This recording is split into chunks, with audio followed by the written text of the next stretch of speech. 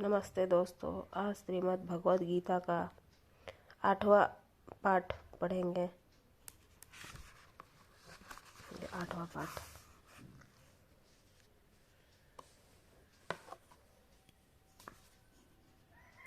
ईश्वर अर्थात परम ईश्वर परम चेतना स्वरूप है। जीव भी ईश्वर का अंश होने के कारण चेतन है। जीव तथा भौतिक प्रकृति दोनों को प्रकृति बताया गया है, अर्थात ये वे परमेश्वर की शक्ति है, किंतु इन दोनों में से केवल जीव चेतन है, दूसरा प्रकृति चेतन नहीं है। यही अंतर है। इसलिए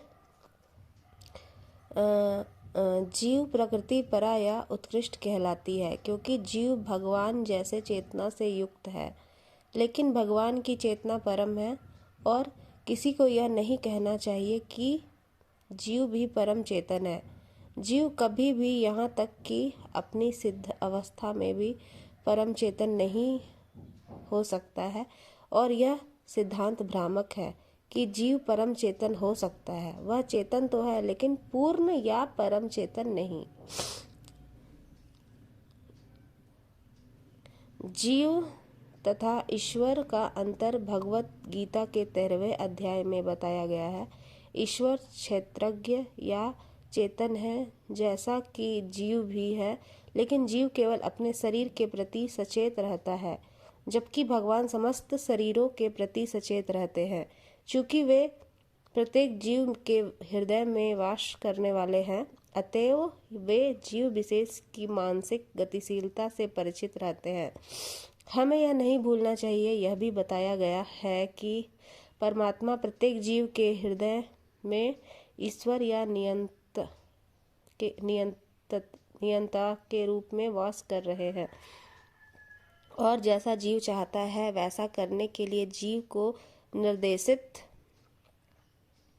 करते रहते हैं। जीव भूल जाता है कि उसे क्या करना है। पहले तो वह